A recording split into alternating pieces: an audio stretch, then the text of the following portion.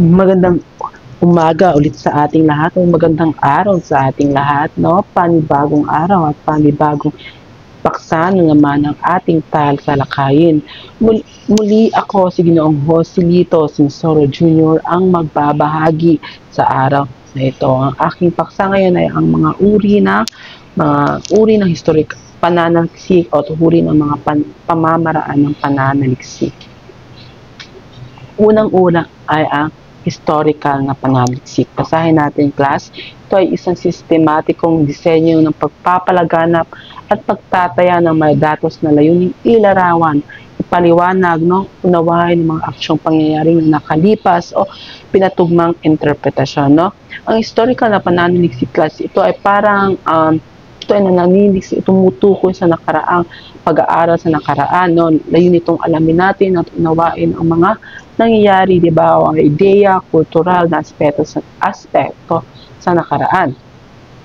Ginagamitan ito minsan ng mga sanhi o at bungas ng mga pangyayari, di ba? Halimbawa, ito pa, gusto mong pag-aralan ng mga kasaysayan ng edukasyon sa Pilipinas, di ba? Sa pamamagitan ng historical na pananaliksik, ay pwede kang manaliksik sa mga batas, no, sa mga dokumento, at pwede kang maglanap sa mga guro kung ano mga kasaysayan sa Pilipinas, no, kung ito ba'y nakakaapekto ngayon sa ating kasalukuyan, o ang mga nakaraan ba ay mas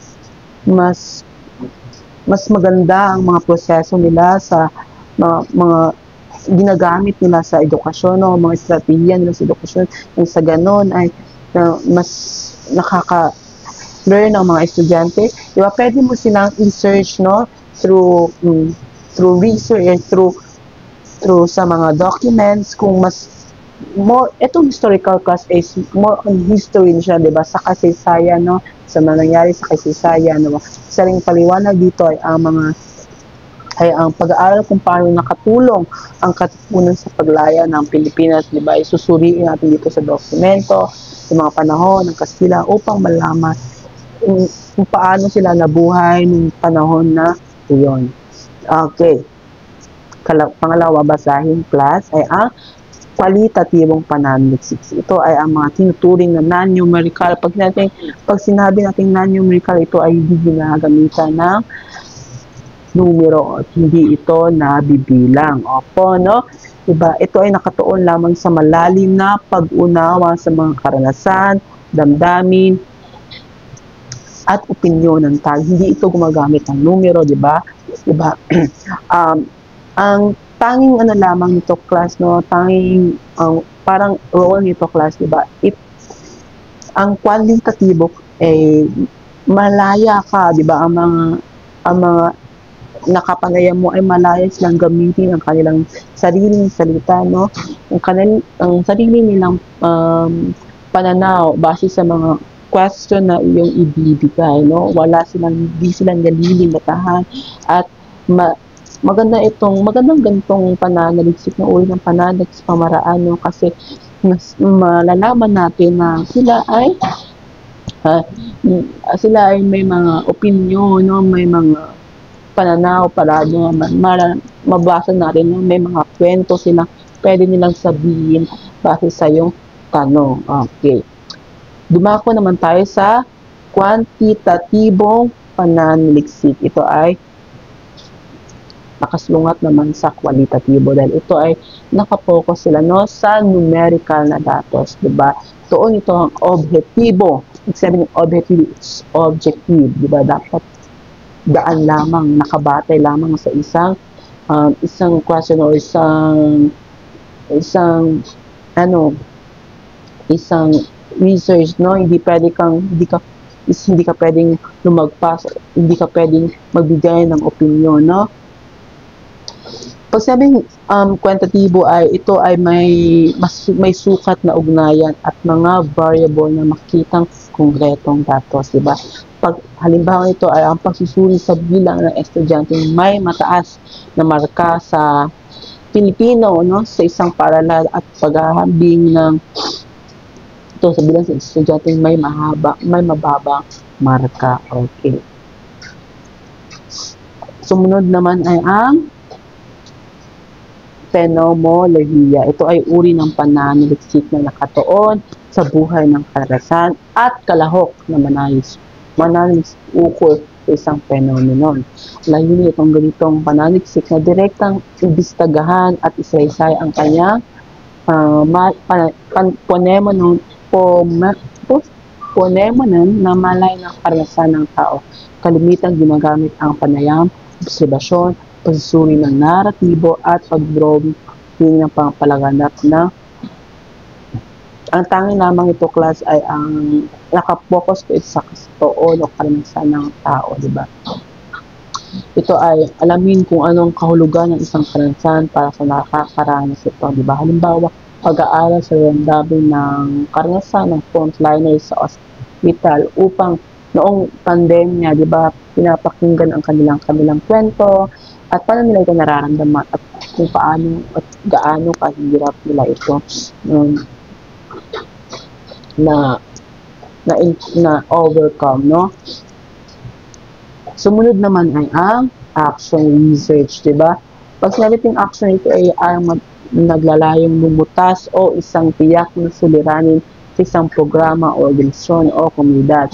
Sa itong uri ng pananaliksik, kalimitang kababahagi ang mananaliksik sa paksang pinag-aaral.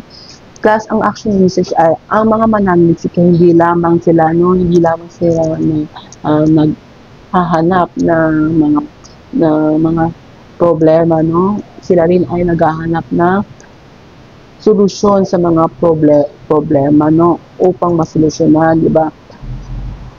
Halimbawa nito, di ba? May isang guro kung nakita niya ang kanyang estudyante na mahina sa klase na ito.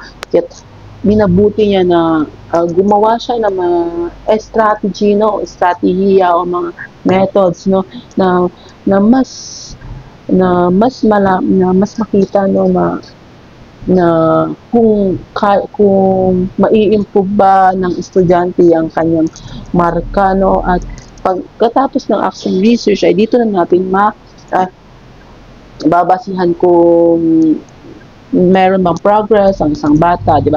Sa government o dito sa environment natin pala, di ba? Alam mo na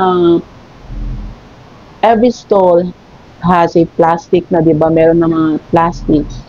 Tapos paano mo ito malalesen, paano mo ito mababawasan, no, yung mga gantong bilang ikaw ay nanaliksik, tutulong ka kung anong pwede mo ibahagi o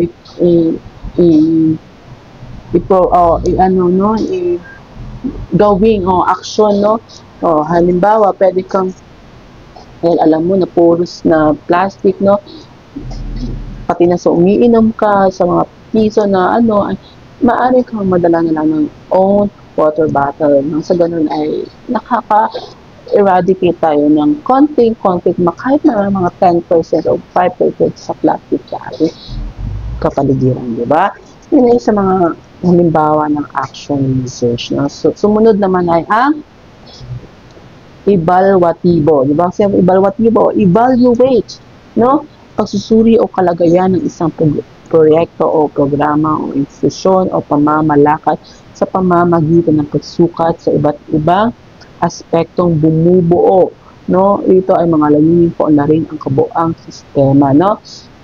Diba? Tunay nga, diba, ang evaluatibo ay dito naman ay kinakailangan talaga na suriin muna natin kung sakto ba gagawin natin, no? Kaya magagawa tayo ng action research, no? Yan,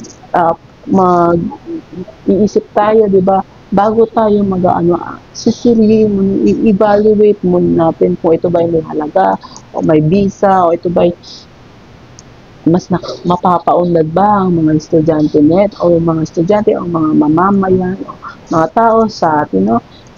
At pagkatapos noon ay dito na natin, no, pwede natin siya di ba? Kung hindi ito aprobado, no, kung hindi ito epektibo, no? Paaaring ang mga nag-evaluate, no, ng mga taong mas higher sa atin ay pwede silang mag-recommend ng mga iba't ibang yung estilo o mga strategy o mga kahit ano pa yan ang siyang ikauunlad sa atin. Diba? Halimbawa, ang pagsusuri kung epektibo ba ang isang feeding program sa barangay, diba? Ito ang pagbabuti ng nutrisyon sa mga bata.